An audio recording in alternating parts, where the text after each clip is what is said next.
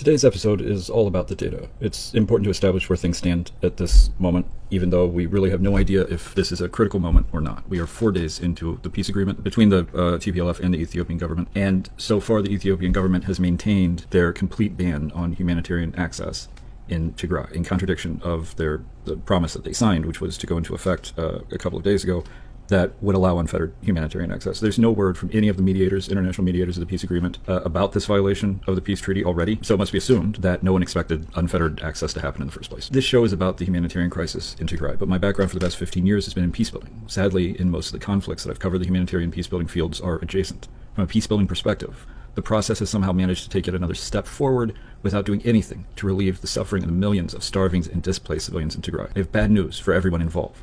Nobody starves peacefully.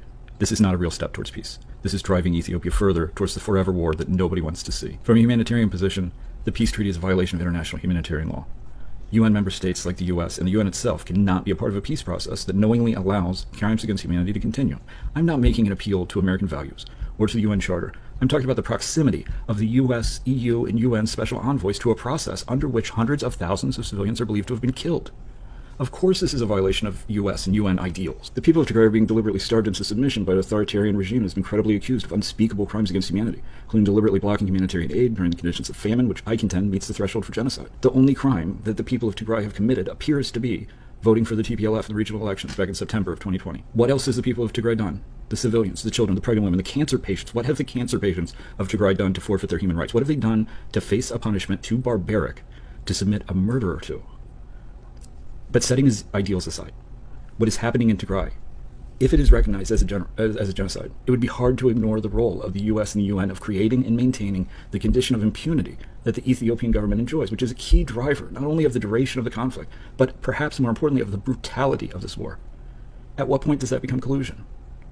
The legality of taking a gradualist approach to stopping a genocide is very suspect. Now, don't misunderstand me. It's common for a country to ignore their responsibility to protect. That's still very much a theoretical concept, something that we continue to fight for. But it's not common for the UN to actually cooperate or help conceal crimes against humanity or genocide. The US refusing to release the State Department's genocide determination, the UN failing to report in open session the denial of humanitarian access to a population known to be starving, would appear that both of them are taking direct actions to conceal what's happening in Tigray. And if what's happening in Tigray is genocide, then concealing it would also appear to be a crime. But according to the provisions of the peace agreement, humanitarian access, unfettered humanitarian access, is being negotiated as we speak. And by that standard, the next food cluster report that comes out should talk about all of the food and fuel that's arrived in Mekelle. The logistics cluster should talk about all the trucks that have been sent. Things should be back up and rolling by this time next week, but they won't be. You might get a few more pictures. They like to send pictures. There's 5.4 million people that need food, and they need medicine, and they need shelter, and they need clean water. There's 5.4 million people that need that. And they will probably have pictures of 30, 40 people eating or receiving a bag of wheat. But of course, if you were somebody who placed wagers on horrible things and you bet on Abiy keeping his word on something like humanitarian aid, you would be out of money by now. There's been so many broken promises when it comes to humanitarian access. This in December, first day of December, Antonio Gutierrez was in a press conference where he announced with joy and glee that the humanitarian blockade was lifted. Everything was going to be wonderful. He talked about there were 2 convoys. One had already made it. The next one's going to make it in the next couple of days. And so he said that problem's been solved. And he was right about those 2 convoys. I believe it was 64 trucks were able to enter. And those are the last trucks that entered for the next 3.5 months. And there was no retraction. So in conclusion, I don't have a lot of optimism about humanitarian access. Certainly not unfettered humanitarian access getting into Tigray. But this show, from here on out, will be looking at the distribution and the data and the access and the layers of the blockade to establish a baseline to either track progress towards lifting the blockade, something that I believe is unlikely but could happen, or to track the further deterioration that we know must happen in Tigray if food and medicine and fuel continue to be blocked to civilians. So if you look at the chart and the table here, it shows the collapse of the humanitarian response in Tigray. The first week of October, more than 400,000 people received aid, with 100,000 getting a full ration. By the last week of October, distribution was limited to 50,000 people, with less than 5,000 getting a full ration.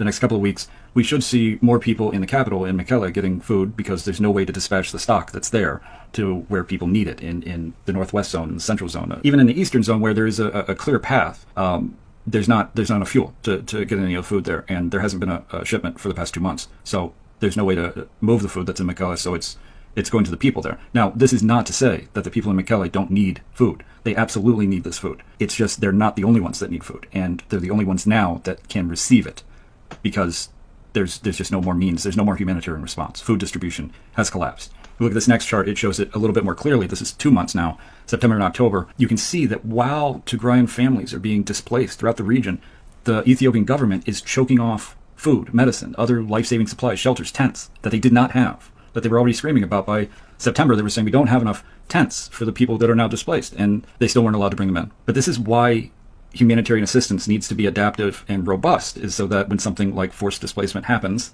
they can respond to it. They can surge their capacity. They can get food delivered to where people are going to be, because people have to move. They have to flee. They're fleeing conflict. They're fleeing their homes. In some cases, they're actually fleeing one IDP site for another. Sometimes that they don't even know where the next one is. They just know that they can't still be there when the Eritrean troops get there, when the Ethiopian government gets there, due to the horrible atrocities that have been pretty well documented over the course of this conflict. So that humanitarian agencies can't do very much to help the hundreds of thousands of people who are forced to flee their homes. They're stuck. So if you look at the map here of Tigray, you can see where the conflict, where the fighting has been active. You see in the northwest, it's been very active, in the north and in the south. What you don't see any activity is around Abala, which is where humanitarian convoys enter Tigray from afar. You also don't see any fighting along the route to Abala from Samira, where the warehouses are. What you see is, starting around October 17th, Shire becomes an area where humanitarian assistance can enter. By the 20th, Adwa and Aksum were also occupied, as well as the majority of the route here that takes humanitarian assistance out west. These places have been shut down. But by October 17th, there was no more capacity from the humanitarian agencies in Mekelle to transport humanitarian assistance. So by the time that you could actually say that conflict was blocking humanitarian aid, it had already been blocked by the blockade. So conflict wasn't blocking it. The next series of charts and tables reflect how I would like to track the humanitarian blockade and hopefully the lifting of the humanitarian blockade. All of these numbers should be zero right now, according to the peace agreement that was recently signed and is now in violation. But there hasn't been any humanitarian access. There hasn't been any movement on the humanitarian front since those agreements were signed. Right now, 100% of people in need, as defined by the World Food Programme's recent assessment, are still being blocked by the complete ban on food and fuel and medicine and other supplies into Tigray. That's also 100% of the IDPs, of course. Now, the ban on fuel, that only affects 90% of the people in need, because about 10% of the people in need live in Mekelle, which is a place where they don't need fuel to distribute food. They do need fuel to operate hospitals there, to store things, to have refrigeration, because they're on generators, but they don't need fuel to distribute food, so they can't be affected. Now, this is 15% of the IDPs, because a larger number of IDPs live in Mekelle than in other places. The third layer is the people who have been blocked from humanitarian assistance by military occupation. This has always been the case in western zone of Tigray. It's always been the case, and when I say always, I mean since the beginning of hostilities in November 2020. It's always been the case in the border areas with Eritrea. The Arobe, for example, the people who have been blocked by the fighting have been blocked for 2 years now. God knows how many people have survived this long with no food, with no medicine, with no access, basic services, anything like that, with Eritrean forces who have been credibly accused of human rights violations, gross human rights violations. Under their occupation, nobody knows how many people are alive, because nobody can even do assessments. There's just no access being allowed in. But since the most recent offensive, they've taken considerable amount more ground. So about 70% of the people in need are blocked off, and about 76% of the IDPs, because of course the displaced population is higher in areas where there's fighting, and in areas where they're fighting, it's the level of military occupation, the ground gained by these groups that won't allow humanitarian aid into these areas where there are people who desperately need it. The amount of territory that they control expands. So this is what it looks like right now. If they had access to food and other supplies, if these were allowed to be able to transport into Tigray, then 10% of people would be lifted from the blockade. So no matter how many convoys you see going into Tigray, if there's no fuel and just food and medicine, this would be a wonderful thing for the people of Mekelle, but it would mean nothing to anybody outside of the capital, because without fuel, they couldn't transport it. And after 2 months, without any delivery of fuel into Tigray, they don't have any more. There is no more fuel to dispatch.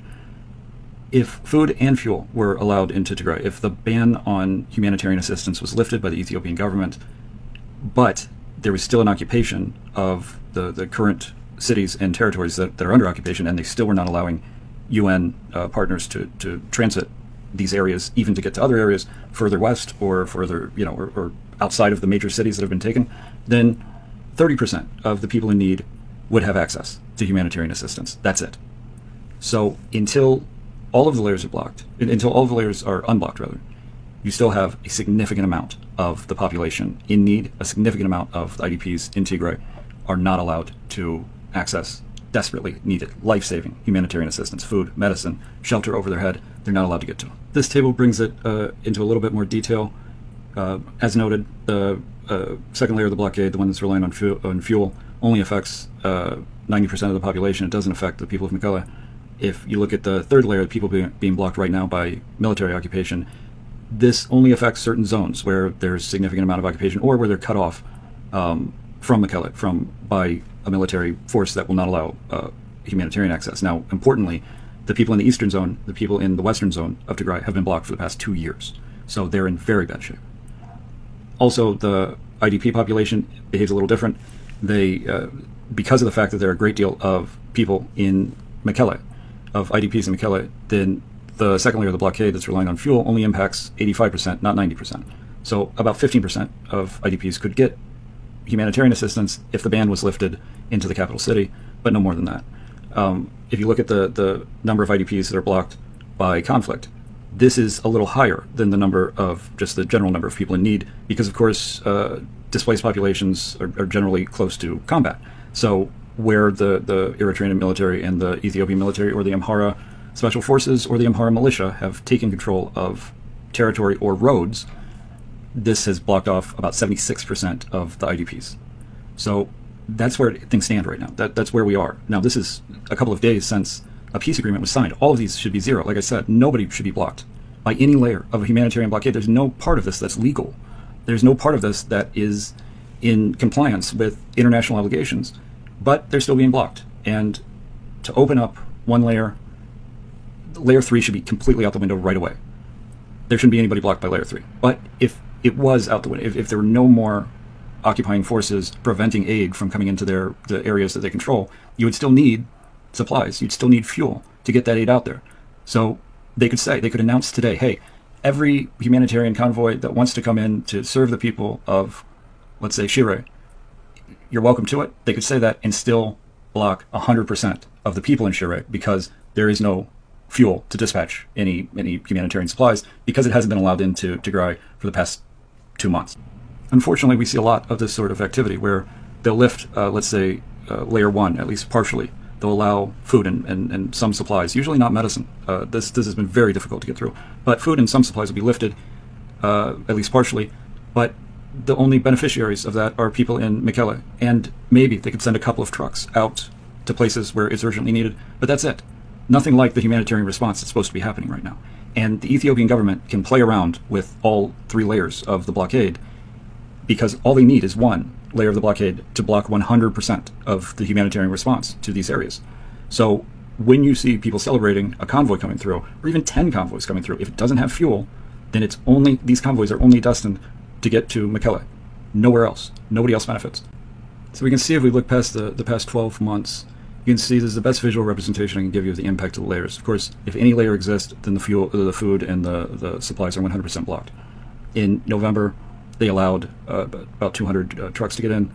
They didn't allow any fuel. There hadn't been any fuel for the past couple of months, so that food, those supplies, couldn't go anywhere outside of the capital of Tigray. Then they blocked food and fuel and medicine, all supplies, a complete ban for the next 3.5 months. So everything was under the blockade, the first layer of the blockade. In April, they allowed a very small number of trucks. April 1st was the first convoy. By the end of April, there had been fewer trucks in April than there had been in November, before they had a ceasefire, before there was a lifting of the blockade. They allowed a lot of fuel. They could have gotten more supplies, more places, but that they didn't have the supplies. Then the number of trucks getting in to Tigray increased, but the level of fuel getting into Tigray did not increase. So for at least 2 of the 3 months that this was open, they didn't have enough fuel to do anything but return the trucks back to the warehouses in Afar. By August, everything had changed. They, for the first time in 2 years, they allowed enough fuel to actually dispatch food from the capital of Tigray into places like the northwest zone and the central zone and the eastern zone, where there were a significant number of people who needed it. These places had gotten intermittent delivery of food, not very little else, but food was able to get there in a couple of trips because they were able to take some of the fuel that was allowed in before that to dispatch food, but it was certainly nowhere near what was needed. But in August, they were able to actually effectively mount a humanitarian response. This lasted for a couple of weeks, and then they shut down humanitarian access again. Now they say they shut it down because of the conflict, but it actually shut down a day before the conflict resumed. So you can take that with a healthy dose of skepticism. But even though they completely banned humanitarian assistance from getting into Tigray after the last week of August, they were still able to distribute food in the places where it had already been dispatched from the fuel that had already gotten in. So September was the best month for food distribution that they had ever had for the past 2 years, because this brief moment in time, this single month, almost an entire month, they were able to respond to the humanitarian crisis in Tigray to the best of their ability, to the best of their resources. This is what they can do. They can feed this many people, enough people who need it. They can get food to these people. They can get them fed. They have to have the fuel. They have to have the supplies. They have to have access. They had all of that, with the exception, of course, of the western zone and parts of the eastern zone that were on the border with Eritrea. The Arobe, for example, still was not able to access food or medicine or any humanitarian supplies because they were still under occupation. Now, this lasted a couple of weeks, maybe, in August. Then, with the offensive, that third layer increased dramatically, mostly in October, a little bit in September when they took Shiraro in the extreme northwest, but Shire didn't fall until the middle of October. The other cities, Adwa, Aksum, fell in I think the last week of October, but they were still able to get a great deal of distribution happening in September. But of course, as we noted previously, that all collapsed in October. And this is where we stand right now. 100% of the people in Tigray who are in need of food assistance are blocked. 100% of the people who need of IDPs in Tigray are blocked from receiving medicine. In many cases from receiving food, although, as noted, in the capital, there is enough food to distribute for a couple of weeks because they don't have any fuel to get it out of the capital. So until the blockade lifts, until that first layer lifts and the second layer, they can't do anything. They can't respond to the humanitarian crisis. The response is at a standstill. The people are starving, and nothing can be done to save them until they allow more food, more fuel in, and allow that food and fuel to get across the line of control into areas that absolutely need it. We have a peace agreement between the TPLF and the Ethiopian government, under which the Ethiopian government promises to allow unfettered humanitarian access to civilians who need food, medicine, other life-saving supplies.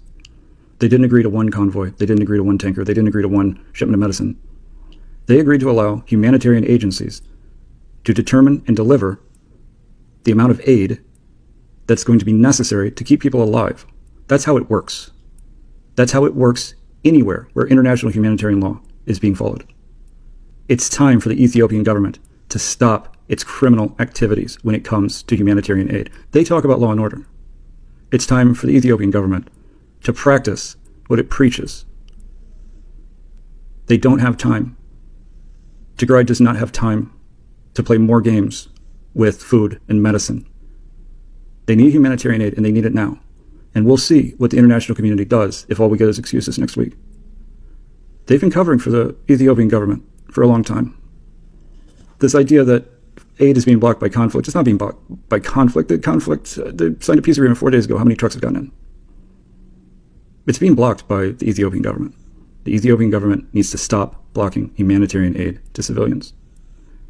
What we need to do, if the Ethiopian government won't stop blocking humanitarian aid to civilians, is tell the truth, speak directly about it, and find alternative mechanisms of compelling the Ethiopian government